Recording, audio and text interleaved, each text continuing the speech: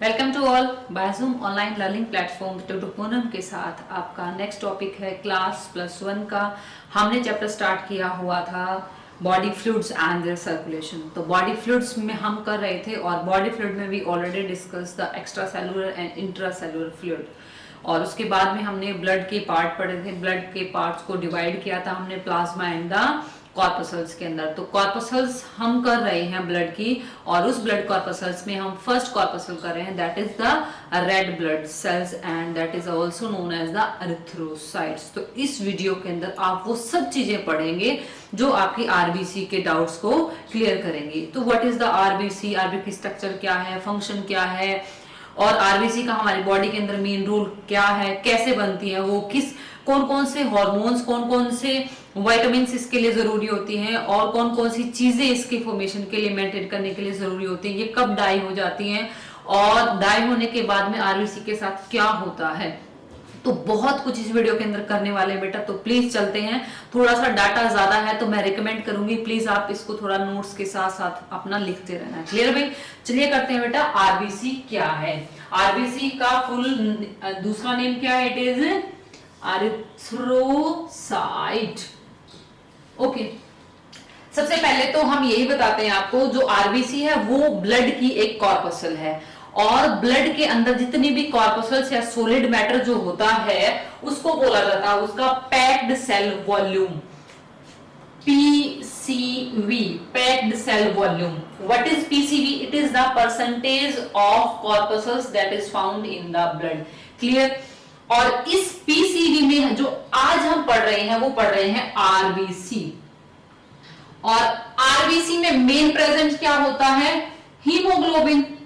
तो इसीलिए हीमोग्लोबिन को पढ़ना आरबीसी के बराबर है।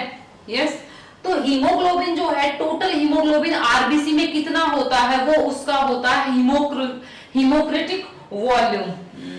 This is that is the haematocrit volume, इसको हम बोलते हैं हीमोक्रिट वॉल्यूम,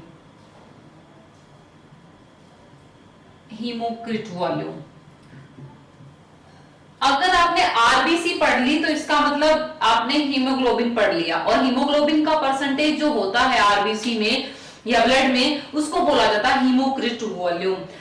और ये हीमोक्रिट वॉल्यूम मतलब एचवी ऑलमोस्ट इक्वल होता है, HV is almost equal to PCV मतलब पैक्ड सेल वॉल्यूम। कि प्लाज्मा में कितनी पैक्ड सेल वॉल्यूम, कितनी सेल प्रेजेंट है, वो ऑलमोस्ट हीमोग्लोबिन के इक्वल प्रेजेंट होती है, because the amount of haemoglobin in RBC so much high. कितना होता है वो हम अभी डिस्कस करने वाले। इससे पहले मैं इसको रब कर देती हूँ, डाटा थोड़ा ज्यादा है तो आपको लिखने में आसानी हो गई है। क्लियर? ओके, अब हम चलते हैं next, the number of the RBC में। जो आरबीसी का नंबर है वो कितना होता है हमारे अंदर। तो जो आरबीसी का नंबर है, वैसे अगर कोई कॉमन पूछे आपसे तो आप ये कहेंगे कि the number of RBC in human is 4 to 5 million पर 100 ml ऑफ ब्लड। क्लियर? लेकिन अगर कोई बहुत ही अच्छे से एक्सप्लेनेशन में पूछता है कि बताइए मेल में कितना, फीमेल में कितना, रैबिट में कितना, फ्रॉग में कितना, फीटस में कितना, तो वो हम बताते हैं। मेल के अंदर जो आरबीसी का नंबर होता है वो होता है 5.5 मिलियन पर 100 ml ऑफ ब्लड। क्लियर? उसके बाद में अगर हम फीमेल का पूछे तो 4.5 मिलियन, इसके बाद में अगर न्यूबॉर्न का पूछे तो 6.8 मिलियन, इसके अलावा रैबिट का पूछे तो 7 मिलियन होता है, और अगर फ्रॉग का पूछे तो 4.4 मिलियन होता है total number of RBC in 100 ml of blood. Clear? Okay, उसके बाद में अब हम चलते हैं structure of the RBC. Structure आपके हाथ में मैंने आरबीसी दे दी तो वो कैसी दिखेगी? तो जो आरबीसी है वो बाइकनकेव दिखती है, आपको बाइकनकेव दिखेगी, लिटिल बिट ऐसी, ये केव बनी हुई है ना, केव डिप्रेशन की वजह से इट इज बाइकनकेव। लेकिन ऊपर से देखेंगे इसको तो ये हमें ऊपर से देखने में गोल भी दिखती है, सर्कुलर होती है, बाइकनकेव होती है, सर्कुलर होती है। ओके, और बाइकनकेव की वजह से ही आरबीसी का जो सरफेस एरिया होता है वो ज्यादा होता है, और due to high surface area of the RBC, maximum amount of the hemoglobin can be accommodated in a RBC. So RBC कैसी होती है, बाइकनकेव होती है, सर्कुलर होती है एंड नॉन न्यूक्लिएटेड होती है। क्यों, एक तो न्यूक्लियस नहीं है अंदर, आरबीसी में कुछ भी नहीं होता, दूसरा क्या है इसके अंदर, ये बाइकनकेव होती है। तो इसलिए maximum surface area is present for the accommodation of the haemoglobin. Clear.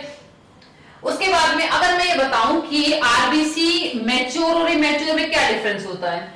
जो इमैच्योर आरबीसी होती है, जो प्री फॉर्म्ड होती हैं, जो जस्ट बनती हैं, उसके अंदर न्यूक्लियस होता है। ड्यूरिंग द जब स्टार्टिंग होती है तो वो एक नॉर्मल सेल की तरह बनती है, लेकिन बहुत सारे पाथवेज होते हैं, वो पाथवे हम डिस्कस करने वाले हैं कि आरबीसी मैच्योर कैसे होती है। तो उसमें vitamin B12 and vitamin B9 की प्रेजेंस में ये मैच्योर हो जाती है and it converted into mature RBC and that doesn't have the nucleus. तो इसके अंदर न्यूक्लियस ना होना एक बहुत अच्छा गुड एग्जांपल है कि ये अपने आप को एडजस्ट कर रही है, इवॉल्व हो चुकी है ये for the more and more accompanying the haemoglobin. Clear. Okay. और कई बार क्या होता है कि अगर ये आरबीसी मैच्योर ना हो तो उसके अंदर न्यूक्लियस रह जाता है, that is also known as the reticulocytopenia. Okay okay. अब इसके सेल के अंदर स्ट्रक्चर देखते हैं कि आरबीसी के अंदर हमें क्या मिलता है। अभी आरबीसी के अंदर कुछ भी नहीं मिलता, ना माइटोकॉन्ड्रिया मिलता, ना एंडोप्लाज्मिक रेटिकुलम मिलता, ना न्यूक्लियस मिलता। अगर इसके अंदर माइटोकॉन्ड्रिया नहीं है तो इसके अंदर एरोबिक रेस्पिरेशन नहीं होगा, और एरोबिक रेस्पिरेशन नहीं होगा तो क्या होगा, ऑब्वियसली एनारोबिक रेस्पिरेशन होगा। और एनारोबिक रेस्पिरेशन में क्या होता है, ग्लाइकोलिसिस होती है, लेकिन क्रैब साइकिल इसके अंदर नहीं होती है। First point, due to absence of the mitochondria there is no any type of the aerobic respiration take place in the RBC. Anaerobic होता है जिसमें ग्लाइकोलिसिस जो साइटोप्लाज्म में पहले होती है नॉर्मल सेल में वो हो जाती है, लेकिन क्रैब साइकिल इसमें नहीं होती। क्लियर। उसके बाद मैंने कहा ना ही एंडोप्लाज्मिक रेटिकुलम होता, तो इसमें एंडोप्लाज्मिक रेटिकुलम नहीं है तो क्या होगा, तो इसका एंडोस्केलेटन कैसे बनता है। जो एंडोप्लाज्मिक रेटिकुलम वो रेगुलरली वे में प्रोटीन बनाता है, तो प्रोटीन से इसका एंडोस्केलेटन नॉर्मल सेल का कंप्लीट बनता रहता है। लेकिन आरबीसी के पास एंडोप्लाज्मिक रेटिकुलम नहीं है, तो इसका जो इसका एंडोस्केलेटन है वो किसका बना हुआ होता है, वो एक स्पेशल टाइप की प्रोटीन, कोलेस्ट्रॉल और फैट मॉलिक्यूल से बना हुआ होता है, धागों से बना होता है, और उन धागों को बोलते हैं हम स्ट्रोमेटिन फाइबर। और ये जो स्ट्रोमेटिन फाइबर है, इसी की वजह से जो सेल है आरबीसी वो बहुत फ्लेक्सिबल होती है।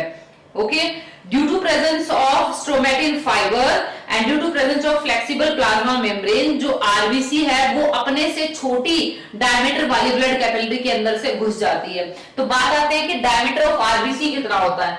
जो आरबीसी होती है उसका डायमीटर होता है 7.5 माइक्रोन मीटर, लेकिन ब्लड कैपिलरी जो होती है उसका डायमीटर कितना होता है, उसका होता है 5 माइक्रोन मीटर।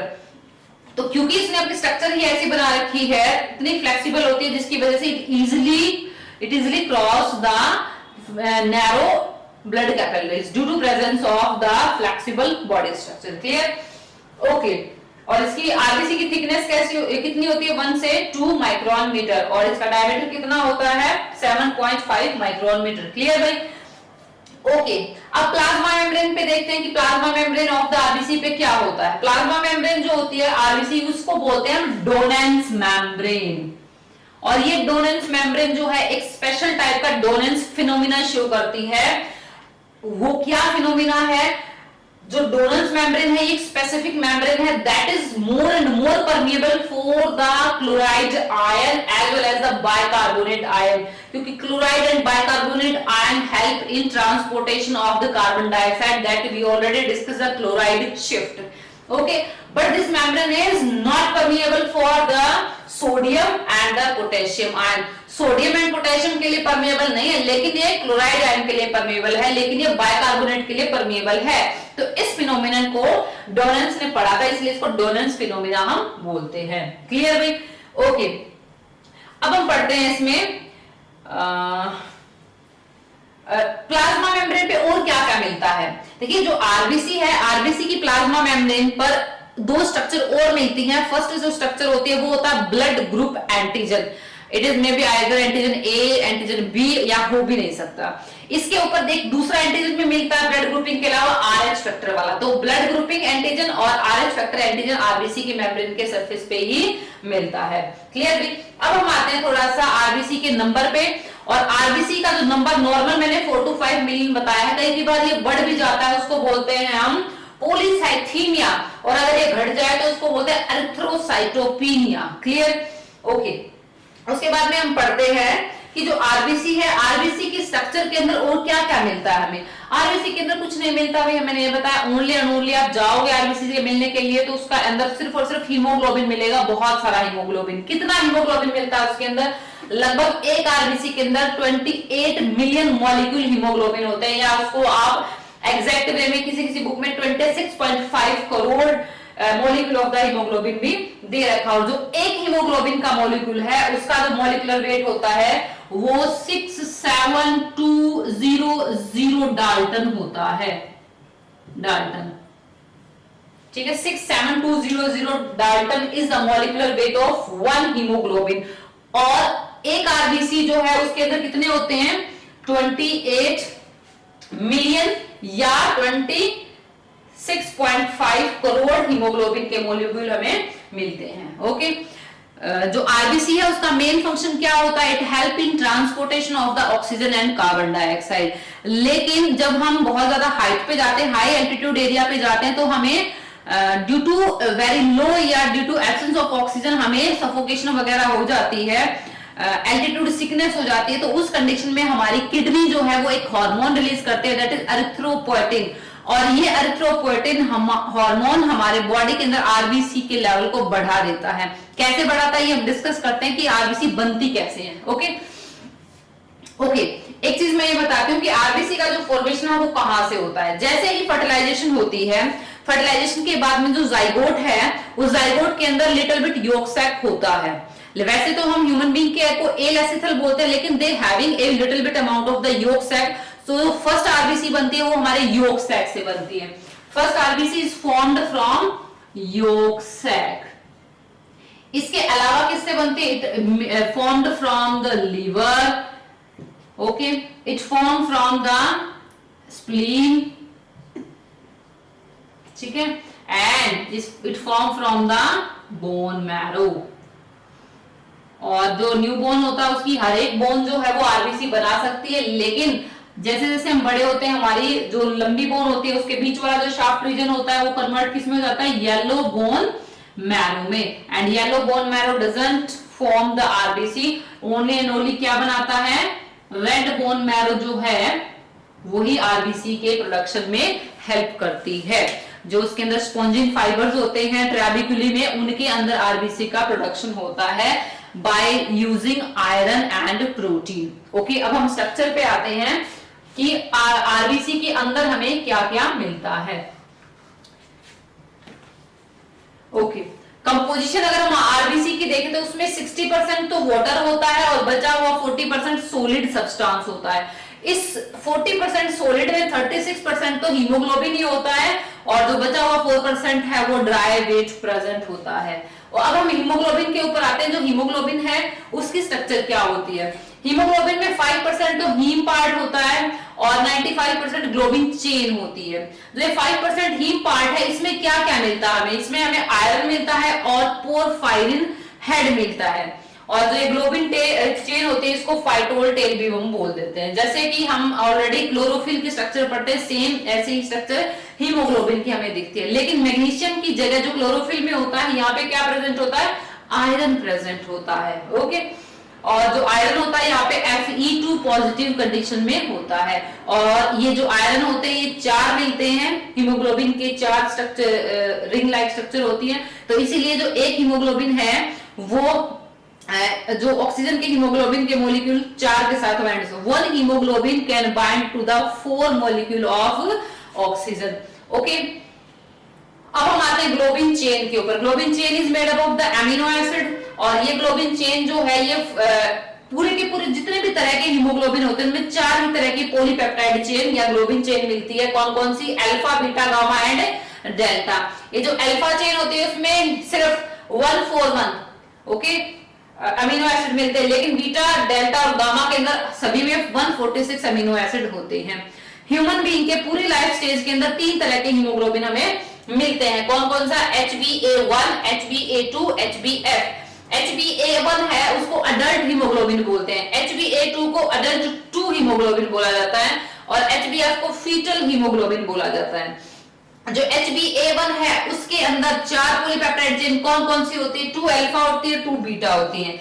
HbA2 जो अडल्ट 2 है उसके अंदर 2 अल्फा और 2 डेल्टा चेन होती है। लेकिन सबसे ज्यादा most efficient for the binding with oxygen जो एफिशिएंट है वो कौन सा हीमोग्लोबिन, फीटल वाला HbF। और ये फीटल हीमोग्लोबिन जो है इसके अंदर पॉलीपेप्टाइड चेन मिलती है 2 alpha and 2 gamma and it have the maximum binding capacity with the oxygen. एक तो नंबर ही ज्यादा है, हमने ऑलरेडी आरबीसी का नंबर पढ़ा है, न्यूबॉर्न के अंदर कितना होता है 6.8 मिलियन होता है। और दूसरा क्या होता है, बाइंडिंग कैपेसिटी ज्यादा होती है ऑक्सीजन के। तीसरा क्या होता है, उसके अंदर ब्रीथिंग रेट भी ज्यादा होता है फिटस के अंदर। Clear, okay. अब हम अगर साइज के ऊपर बात करें तो कई बार जो आरबीसी का साइज होता है वो एबनॉर्मल हो जाता है, और उस कंडीशन में अगर इसका साइज चेंज हो जाए, एबनॉर्मल हो जाए, उसको बोलते हैं एनाइसोसाइटोसिस। और कई बार अगर विटामिन B12 की बॉडी में कमी है या हम बहुत ज्यादा एंटीबायोटिक खाते हैं जिसकी वजह से हमारी बॉडी के सिम्बायोटिक इंटेस्टिनल बैक्टीरिया डाई हो जाते हैं, तो उस कंडीशन में हमारी बॉडी के अंदर विटामिन B12 नहीं बनता है, तो उस कंडीशन में हमें डिजीज हो जाती है मैक्रोसिस्टिक नॉर्मोक्रोमिक एनीमिया, जिसमें आरबीसी नॉर्मल साइज से बड़ी हो जाती है। और इन बड़ी साइज की आरबीसी को स्प्लीन जो है वो इजीली एनगल्फ कर जाता है। लेकिन हीमोग्लोबिन का जो परसेंटेज वॉल्यूम है वो सेम रहता है इस कंडीशन में। अब हम पढ़ते हैं नेक्स्ट आयरन। अगर हमारी बॉडी के अंदर आयरन की कमी हो जाती है तो हमारी जो आरबीसी है वो नॉर्मल साइज की बजाय छोटी होती है, और उस कंडीशन को बोलते हैं microcytic hyperchromic anaemia. Clear. So what are the necessary condition for the formation of hemoglobin? Vitamin B12 है, विटामिन K है, एंड विटामिन B9 भी होता है, और आयरन है एंड अमीनो एसिड्स है for the globin chain. Okay. और अब इसके बाद में जो हम देख रहे हैं वो देख रहे हैं what is the maturation system of the RBC. जो आरबीसी है वो मैच्योर कैसे होती है, तो ये छोटा सा यहाँ पे जो कंसेप्ट डाला हुआ है ये है about the maturation of the RBC. तो जब आरबीसी रेड बोन मैरो में बनती है तो स्टार्टिंग में जो मेन प्रिकर्सर स्टेम सेल होती है उसको हम बोलते हैं हीमोसाइटोब्लास्ट, और ये हीमोसाइटोब्लास्ट सेल जो है वो स्टेम सेल की तरह बिहेव करती है।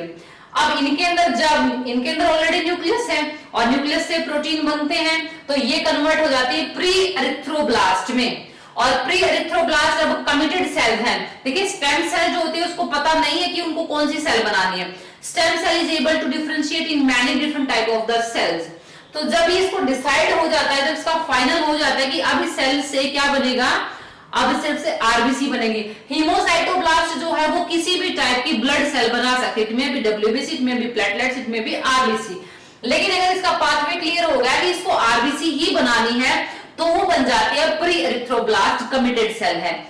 और इन प्री एरिथ्रोब्लास्ट सेल में फेज 1 स्टार्ट होता है, और जब इनमें फेज 1 स्टार्ट होता है तो इसको बोलते हैं अर्ली एरिथ्रोब्लास्ट। और फेज 1 में क्या होता है, इनके अंदर राइबोसोम्स जो होते हैं वो राइबोसोम बहुत ज्यादा मटेरियल सिंथेसाइज करते हैं, और उन मटेरियल से क्या होता है, बन जाती है लेट एरिथ्रोब्लास्ट।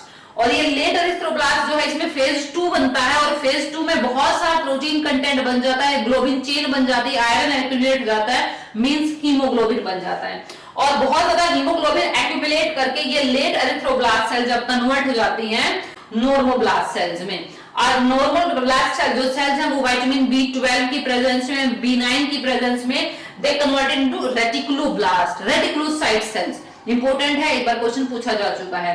और जो ये रेटिकुलोसाइट सेल्स हैं, अब इनके अंदर न्यूक्लियस नहीं होता, इनका न्यूक्लियस डिग्रेड खत्म हो चुका होता है, and these reticulocyte now change into the erythrocyte. Okay, ठीक है भाई। तो ये हमने मैच्योरेशन ऑफ द आरबीसी किया है कि आरबीसी बनती कैसे है।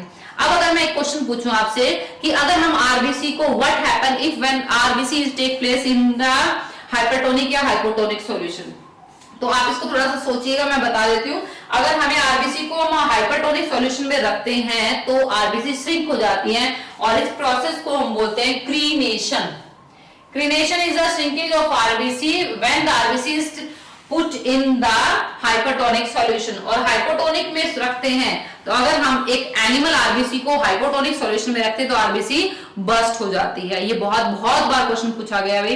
तो आई थिंक मैंने आरबीसी का जितना भी डाटा था वो कवर अप किया है। प्लीज आई होप आपने साथ साथ इसको लिखा हुआ वीडियो को, एंजॉय किया होगा बेटा, लाइक जरूर करना। Thank you.